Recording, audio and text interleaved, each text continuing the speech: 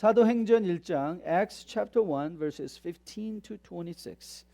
하나님의 말씀 제가 대신 받들어 봉독해 올립니다. 모인 무리의 수가 약 120명이나 되더라. 그때에 베드로가 그 형제들 가운데 일어서서 이르되 형제들아, 성령이 다윗의 입을 통하여 예수 잡는 자들의 길잡이가 된 유다를 가리켜 미리 말씀하신 성경이 응하였으니 마땅하도다. 이 사람은 본래 우리 수 가운데 참여하여 이 직무의 한 부분을 맡았던 자라. 이 사람이 불의의 사고로 밭을 사고 후에 몸이 곤두박질하여 배가 터져 창자가 다 흘러나온지라. 이 일이 예루살렘에 사는 모든 사람에게 알려져 그들의 말로는 그 밭을 아겔다마라 하니 이는 피밭이라는 뜻이라. 시편에 기록하였으되 그의 거처를 황폐하게 하시며 거기 거하는 자가 없게 하소서 하였고 또 일렀으되 그의 직분을 타인이 취하게 하소서 하였도다. 이러므로 요한의 세례로부터 우리 가운데서 올려져 가신 날까지 예수께서 우리 가운데 출입하실 때에 항상 우리와 함께 다니던 사람 중에 하나를 세워 우리와 더불어 예수께서 부활하심을 증언할 사람이 되게 하여야 하리라 하거늘 그들이 두 사람을 세우니 하나는 바사바라고도 하고 별명은 유수도라고도 하는 요셉이요 하나는 마띠아라. 그들이 기도하여 이르되 뭇사람의 마음을 아시는 주여 이 두 사람 중에 누가 주님께 택하신 바 되어 봉사와 및 사도의 직무를 대신할 자인지 보이시옵소서. 유다는 이 직무를 버리고 제 곳으로 갔나이다 하고 제비를 뽑아 마띠아를 얻으니 그가 11사도의 수에 들어가니라. 아멘. 하나님의 말씀입니다. 약간 어려운 말씀입니다. 그래서 말씀이 좀 어려운데 그냥 쭉 읽어가지고는 탁 눈에 들어오는 그런 교훈은 아닙니다. 그래서 여러분 좀 관심의 레이더를 좀 집중시켜 주시고요. 또 거기에 오늘 성찬식과 더불어서 설교 말씀을 조금 시간을 줄이다 보니까 좀 염려가 아침부터 염려가 많이 돼서 우리 성도님들이 과연 이거를 잘 받아들일 수 있을까 하는 그런 염려가 많이 돼서 제가 정신을 좀 말씀에 집중하다 보니까 내가 지금 사도행전을 했는지도 아니 사도신경을 했는지도 안 했는지도 모르는 그런 염려 가운데 들어가 있습니다. 하여튼 이제 한번 열어보도록 하겠습니다. 여러분들이 어떻게 받아들이실지 열어보도록 하겠습니다. 자, 오늘 우리는 사도행전 2장으로 넘어가기 전에 사도들이 내렸던 이 중요한 결정, 사도들뿐만이 아니었죠. 교회 전체가 내렸던 중요한 한 가지 결정에 대해서 공부하면서 신앙의 결단과 신앙의 열심에 대한 우리의 자세를 다시 한번 새롭게 해보기를 원합니다. 바로 그 사건이란 결원되었던 12번째 사도 유다의 결손으로 말미암아 비워졌던 공석이 된 12번째 사도 마띠아를 선출하는 과정을 적고 있는 장면의 말씀을 우리가 묵상하려고 합니다. 우리는 지난주 사도행전 1장 12절부터 26절까지의 말씀을 전체적으로 살펴보면서 이 기록은 주님께서 승천하신 후에 그리고 오순절 성령 강림 전까지의 10일간의 행적이라는 사실을 우리가 특기하게 살펴보았습니다. 우리는 그 10일의 내용이 왜 중요한가 하면 그 10일 안에 그 10일 동안에도 교회는 아무것도 안 하고 하늘만 바라보고 있었던 것이 아니라 무작정적인 기대감으로 그저 모든 것을 놓고 있었던 것이 아니라 천사들의 권면대로 너희가 어찌하여 여기 서서 하늘을 바라보느냐, 그 말에는 Go back to your own work, Go back to your own home, 일상의 삶으로 돌아가서 내가 감당할 일을 잘 감당하라라는 천사의 권면인 것을 우리가 다시 한번 기억하며 초대교회 백성들이 정말 이 천사들의 권면을 받아서 그들이 일상으로 돌아와 기도에 힘썼을 뿐만 아니라 아우러 이런 교회 행정적인 일도 정리하고 미래를 내다보며 나아가고 있었다는 것. 이 사건을 통해서 이들이 다만 모여서 기도만 하며 하늘로부터 무언가 급작스러운 변화를 기대하고 있었던 것이 아니라 기도와 더불어 자기의 일상생활에서 본인들이 감당해야 되는 모든 일들을 감당하고 있을 때야 비로소 성령이 때가 참에 오시게 되었다라는 그런 연속성의 차원에서 우리가 받아야 되는 교훈의 내용들을 살펴보았습니다. 우리는 그것을 우리가 잘 알고 있는 사서삼경의 대학편에 나오는 수신제가 치국 평천하다. 우리가 지금 수신을 안 하고 있는데 무슨 제가를 기억할 것이고 기대할 것이고, 아니 우리 집안이 지금 제가가 되지 않고 있는데 무슨 치국이 이루어질 것이며, 수신의 제가의 치국이 되지 아니하면 어찌 우리가 평천하를 기대할 수 있을 것인가. 이것이 일반 은총 차원에서 주어진 교훈으로 그것을 우리의 특별 은총으로 가지고 온다면 우리가 주 안에서 거듭나 성장하며 매일의 삶의 현실 속에서 우리가 하나님의 백성답게 살아내는 수신의 노력이 없다면 어찌 우리 집안이 온전하게 갖추어질 수 있으며, 어찌 하나님의 나라가 이 집안, 이 교회들이 온전하게 서지 않는다면 어떻게 주님께서 궁극적으로 복음을 통하여 우리에게 가져오기 원하시는 평천하, 즉 평안으로 가득 찬 그 나라를 우리가 어떻게 기대할 수 있겠는가라는 차원에서 우리가 수신 제가 치국 평천하라는 교훈을 빗대어서 이 땅을 살아가는 여러분과 저가 어떻게 열심을 내며 살아가야 될 것인가를 초대교회를 살펴보면서 교훈을 받아보았습니다. 그런데 여러분, 이제 우리가 하나 생각할 것이 있습니다. 12절부터 26절까지의 여러분이 그 말씀의 구성을 잘 살펴본다면 12절부터 14절까지는 예를 들면 어떻게 제자들이 함께 마음을 이제 같이 하게 됐는가. 여러분, 이전의 제자들과 이후의 제자들은 매우 다르다고 그랬습니다. 승천하시기 이전의 제자들, 왜 주님께서 40일 동안 이 땅에 내려오셔서 제자들을 섬겨주셨는가? 왜 직접 올라가지 않았고, 왜 그런가 하면 제자들의 마음은 갈릴 대로 갈려 있었단 말이죠. 그렇죠? 주님의 부활의 소식을 여인들로부터 들었음에도 불구하고 그거 안 믿겠다, 나는 고기 잡으러 간다라고 하였던 그 제자들을 일일이 그들이 일하던 현장으로 찾아가 주셨죠. 엠마로 내려가던 제자들을 길거리에서 만나 주셨죠. 일일이 그들을 미니스터 하시면서 그들의 마음속에 하나님의 나라한 기대감들을 변화시켜줌으로 말미암아 12절부터 14절까지의 사건은 어떻게 이렇게 예루살렘으로 가는 장면에서도 누가 크냐, 네가 크냐, 내가 크냐라고 서로 다투던 제자들이 어떻게 드디어 마음이 하나 되어 여자나 남자나 할 것 없이, 그렇죠? 사도나 평신도나 할 것 없이 모두가 한 마음이 되어서 기도하게 되었는가. 이 놀라운 변화의 사건을 기록하고 있는데 그것이 불과 12, 13, 14 세 구절에 걸쳐서 이어지고 있습니다. 그렇다면 15절부터 우리가 오늘 읽었던 본문의 말씀을 보면 무려 11구절의 말씀을 할애해서 정말 이 이후에는 아무런 의미 없어 보이는, 그렇지 않습니까?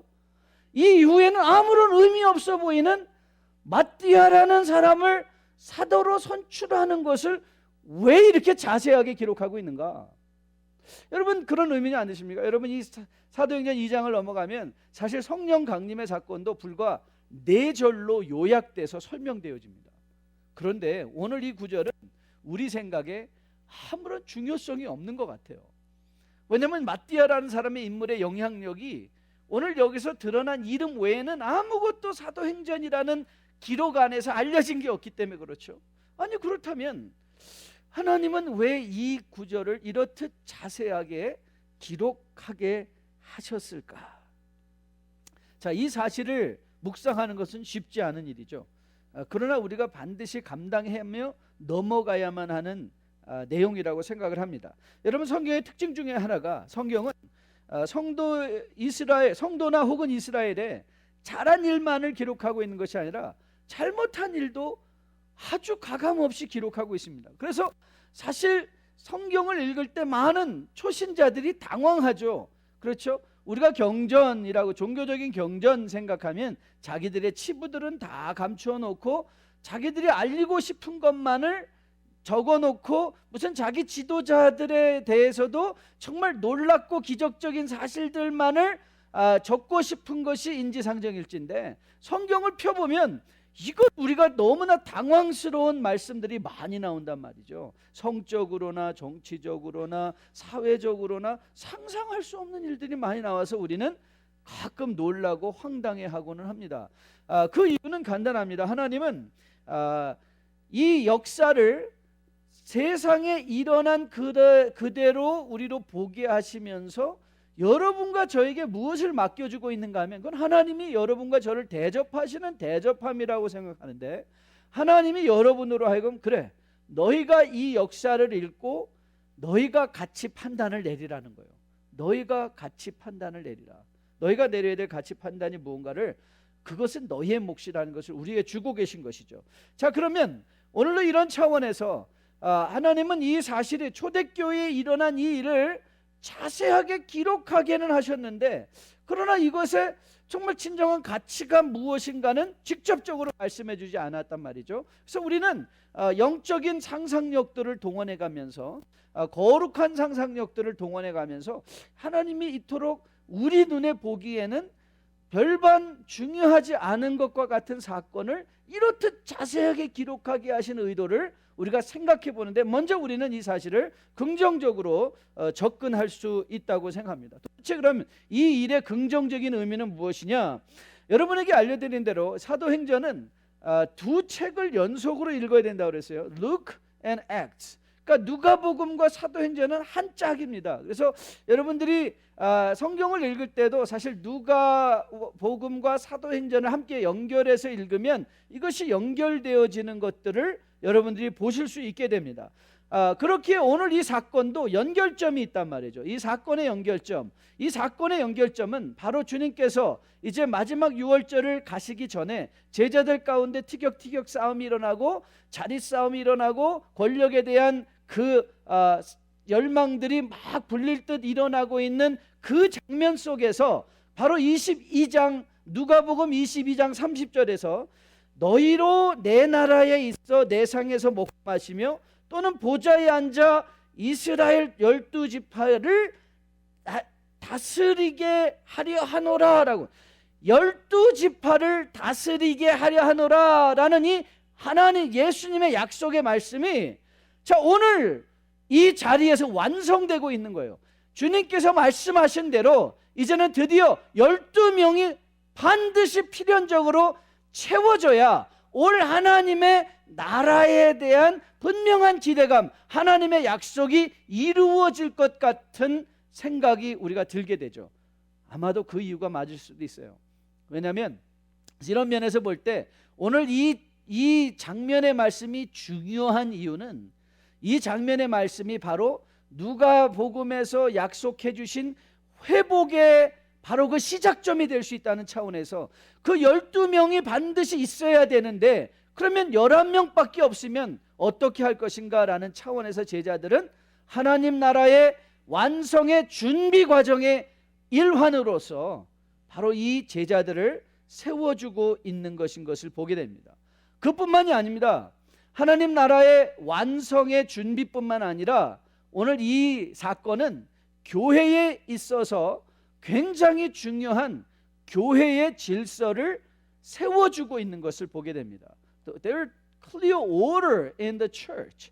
그러니까 교회는 order 없이, 질서 없는 곳이 아니라 질서 있게 세워져 가는 것이다. 자, 이 본문에서 부각시키고 있는 교회 안의 질서는 무엇입니까? 즉, 이 12번째 사도를 세우는 일에 있어서 주동적인 역할을 누가 하는가? 사도들이 주동이 되어서 하는 것인 것을 보면서 바로 이 사도들이 갖는 영적인 위치가 이제 오고 올 하나님의 나라에 있어서 사도들의 위치가 무엇인가라는 이 분명한 질서가 세워지는 것입니다.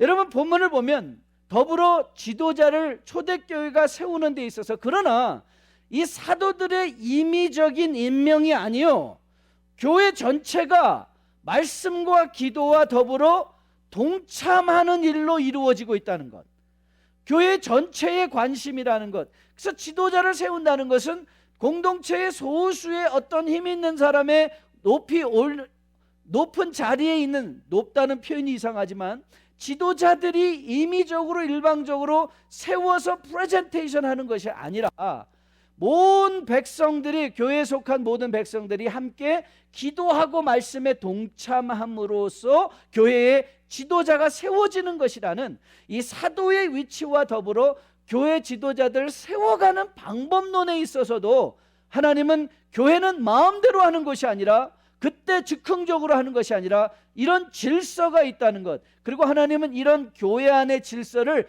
계속해서 일어나는 여러 가지 사건들을 통하여 교회 안에 분명한 하나님의 order, the order of God. There is order of God in the church. 그러니까 교회는 임의적으로 막 움직이는 것이 아니라 하나님이 제정해 주시고 가게 하기 원하시는 길을 따라가는 것이다. 신앙의 길을 따라가는 것이다 라는 차원에서 교회의 질서가 확립되는 것을 오늘 12번째 사도를 선택하는 장면을 통해서 우리에게 교훈해주고 계신 것을 보게 됩니다. 아울러 이 사건과 더불어 또 중요한 한 가지 영적 교훈이 등장하고 있습니다. 그것은 이 사도 직분이 얼마나 독특한 것이냐라는 말씀입니다. 여러분, 오늘 본문을 보면 베드로가 누구를 선택할 것이냐 할 때 아무나 다 후보다라고 말하지 않습니다. 그렇죠? 사도들의 후보가 될 수 있는 사람을, 그 자격 요건을 21절에서 22절에 더불어 이렇게 분명하게 제시하고 있는 것을 보게 됩니다. 여러분 한번 보시죠. 이러함으로 요한의 세례로부터 우리 가운데서 올려가신 날까지, 그러니까 요한의 세례라는 것이 무슨 뜻이죠? 예수님께서 공적인 생애를 요한의 세례로부터 시작하지 않으셨습니까? 그러니까 요한의 세례로부터 들려 올려가 십자가의 모든 죽으심과 부활하심, 승천하심까지, 그리고 뭐라고 했죠? 거기서 말합니다. 예수께서 우리 가운데 출입하실 때에 우리와 항상 함께 다니던 사람 중에 하나를 세워 우리와 더불어 예수께서 부활하심을 증언할 사람이 되게 하여야 하리라 그랬어요. 그러니까 사도들의 자격 요건이 무엇입니까?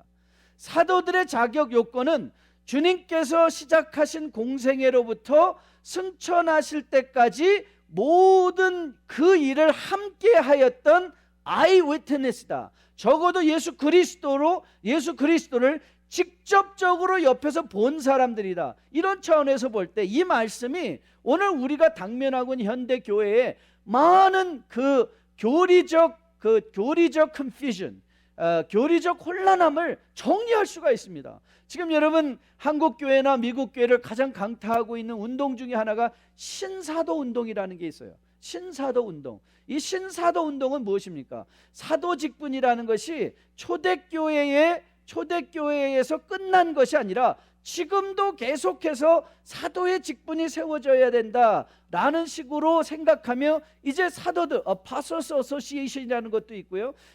그러면서 어떻게 이것이 우리를 혼란시키는가 하면 그들이 스스로 말하기를 하나님의 계시를 직접 받는다는 거예요. 마치 자기들이 오늘 예수님을 옆에서 보고 그 들은 말씀을 전하는 것과도 같이, 그래서 그들이 하나님의 말씀으로 예언을 한다고 하고 성경 외에 새로운 계시의 말씀을 준다고 하면서 많은 사람들이 신앙생활에 흔들리고 있고 혹은 당황하고 있고 혹은 혼란 속으로 들어가는 것들, 교회의 질서 전체가 혼란 속으로 들어가는 일들을 우리가 보게 된단 말이죠. 그러나 오늘 본문에서 이 사건을 통하여 분명하게 우리에게 제시하여 주는 이런 원리들을 우리가 마음에 기억할 수 있다면 사도 직분이 어떻게 예수 그리스도의 부활하심의 eyewitness, 눈으로 그를 직접 본 사람만이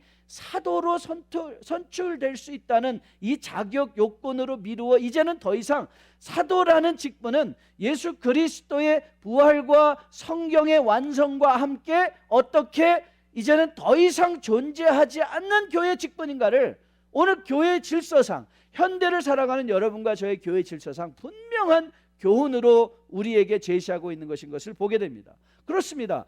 오늘 이 사건은 왜 중요한가? 적어도 세 가지 중요한 사건의 의미가 있습니다. 하나님 나라의 완성이 준비가 완료되었다는 차원에도 이런 교훈이 있을 뿐만 아니라 교회는 아무런 질서 없이 의미대로 움직이는 것이 아니라 사도와 전체 교우들의 참여와 말씀과 기도로 이어져야만 한다는 이런 교회 질서뿐만 아니라 더불어 사도란 누구인가라는 중요한 이 사도의 직분의 중요성, 교회 안에서의 사도들의 중요성, eyewitness, 계시의 계시를 우리에게 전해주는 자로서의 그 마지막 직분자로서의 사도들의 중요성을 우리에게 제시해주고 있는 것을 보게 됩니다. 그렇기에 사도의 직분은 연속적이보다는 단회적이고 보편적이기보다는 독특한 직분이라는 거예요. 그냥 계속해서 장로는 보편적인 직분이고 장로 직분은 연속적인 직분이지만 사도는 단회적인 직분이고, 그리고 독특한 보편적이기가 아니라 예수 그리스도를 눈으로 보았다는 차원의 독특한 자격 요건을 가지고 예수 그리스도의 사역에 동참하라는 자의 차원에서 사도의 자격이 구분되어지는 것을 우리에게 교훈하고 있는 긍정적 가치가 있는 중요한 내용의 말씀인 것을 보게 됩니다. 그렇다면 긍정적 측면이 있다면 도대체 부정적 측면은 무엇일까? 부정적 측면은 무엇일까? 사실 오늘 이것은 여러분들이 깊이 생각해야 될 부분 중에 하나입니다. 오늘 우리는 이런 차원에서 이 사건을 접근해야 됩니다. 40일 동안 주님께서 이들과 함께 하셨는데 왜 예수님은 이들에게 직접적으로 결혼된 사도를 세우라라고 말씀하지 아니하셨을까? 왜 직접적인 명령을 주지 아니하셨을까? 그리고 우리가 사도행전이 전개되다 보면 이제 우리는 사도 바울이 등장하는 것을 보게 됩니다. 사도 바울, 만일 우리가 12명의 준비된 사람들의 차원이라고 본다면 이 사도 바울을 해석하는 게 굉장히 어렵죠. 그러나 우리는 분명히 베드로도 인정해 주었던 사도 바울의 영감과 더불어 사도 바울 또한 다메섹 도상에서 직접 예수 그리스도와의 아이 위트니스라는 그런 자격 요건을 구부하고 있음에도 불구하고 12명에 1명, 13명이 된다는 것에 대해서 우리가 해석의 어려움을 느낄 수가 있는데, 오늘 저는 이 사실을 통해서 왜 일이 이렇게 중요한 일이었다면 하나님은 직접적인 명령을 하지 아니하셨을까? 이 차원에서는 저는 이런 교훈을 묵상하며 일주일을 보내었습니다. 그것은 이런 차원이었습니다. 이들이 너무 앞서갔다. 조금만 기다렸으면 될 텐데. 이들은 아직도 앞서가고자 하는 마음들이, 자기들 생각에 앞서가고자 하는 마음들이 이들 안에 있지 않았을까라는 생각이었습니다. 그러고 보니 이것은 부정적이라는 차원에서 나쁘다라는 것보다 하나님께서 오늘 이 사건을 통해서 앞으로 열어져 나가는 사도행전의 특징을 우리에게 너무 설명해 주고 싶은 것 같아요. 여러분, 사도행전의 진정한 주제는 여러분 무엇이라고 생각하십니까? 우리는 흔히 생각하기로 사도행전은 사도들의 행적이다, 아니면 교회들이 어떻게 세워졌는가에 대한 기록이다라고 생각하는 경우가 많이 있는데, 그러나 여러분들이 사도행전을, 사실 사도행전이라는 건 한국말이지만 Acts of Apostle, Acts라고 나와 있는데요. 그 저변에 깔려 있는 것들을 보면 사도행전의 주인공은 사도들이 아니라 하나님이라는 거예요. 이 말이 왜 중요한가 하면 우리 인생의 주관자는 우리가 아니라 누구다? 하나님이다. 이 인생의 주관자는 누구다? 하나님이시라는 거예요. 오늘 그러면 이것이 굳이 지금 일어나지 않아도 되어야 되는 일들이라면, 하나님께서 이미 바울이라는 사람을 생각하고 계셨다면, 그럼에도 불구하고 인간들이 앞서가며 12번째를 사도를 세워주신 것이라면 왜 하나님은 스탑시키지 않고 왜 이것을 계속하게 하셨는가? 바로 여기에 주된 영적인 교훈이 있다는 거예요. 하나님이 계속하게 하는 것은, 사실 하나님의 나라는 우리의 결정에 따라 망하기도 하고 우리의 결정에 따라 흥하게도 되는 그런 나라가 아니라는 거예요. 우리가 잘못된 결정을 내린다 할지라도 하나님은 그 결정을 옳은 결정으로 인도해 가시는, 모든 것을 합력하여, 그렇기에 하나님의 나라는 인간의 능력이나 인간의 지식이나 인간에게 달려있는 것이 아니라 바로 우리를 가장 사랑하셔서 그 아들을 주시기를 거절하지 아니하시고 하나님 나라의 온전한 백성 삼아 주어서 새로운 백성을 이루게 하신 우리들은 절대로 패할 수 없는, 실패할 수 없는 그런 백성이 되었고 그런 나라가 되었다는 것을 바로 하나님께서 이 모든 일에 주관자가 되셔서 여러분의 인생을, 저의 인생을 이끌어 가신다는 바로 그 사실을 우리에게 교훈해 주고 있는 것이라고 저는 확실하게 믿습니다. 김병전 목사님이 책을 읽는데 그런 장면이 나와요. 그분이 8년 동안 아내를 병구안을 하는데 재정적으로, 심정적으로, 여러분 김병의 효자 없다고, 정말 김병의 좋은 남편은 없습니다. 그런데 믿음 있으면 김병의 좋은 남편이 있을 수 있고, 믿음 있으면 김병의 효자 될 수 있습니다. 이분이 믿음으로 김병의 좋은 남편이 됐어요. 그런데 이분이 거기서 그 책이 저에게 참 감동적으로 다가왔던 것은 너무나 솔직한 기도를 아뢰고 있더라고요.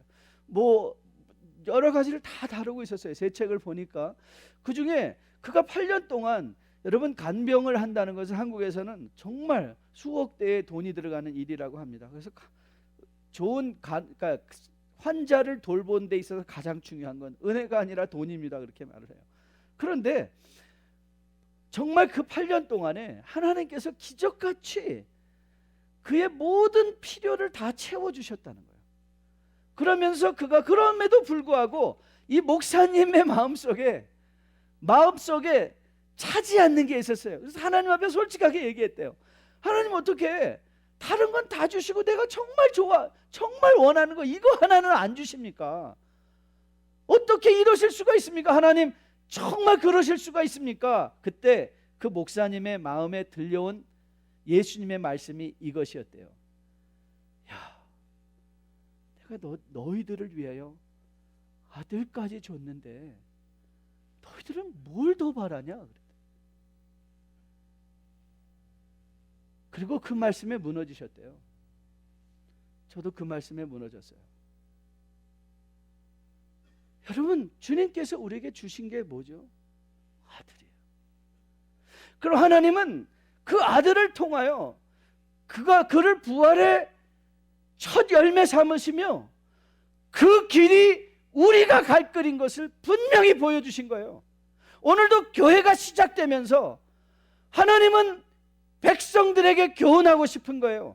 너희들이 잘못 결정을 내렸기 때문에 하나님의 나라가 망한 것이 아니라, 아니 오히려 그런 결정까지도 하나님은 그 결정을 보듬어 안으시고 세상 끝날까지 복음을 이루게 하는 일에 내가 너희와 함께 하겠다. 결국 내가 너보다 앞서가겠다. 내가 너보다 더 희생하겠다.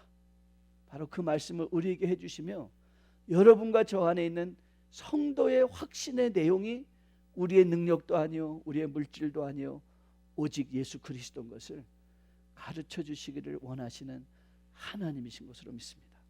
여러분, 하나님은 여러분의 인생에 내리는 많은 결정의 실수들이 있습니다.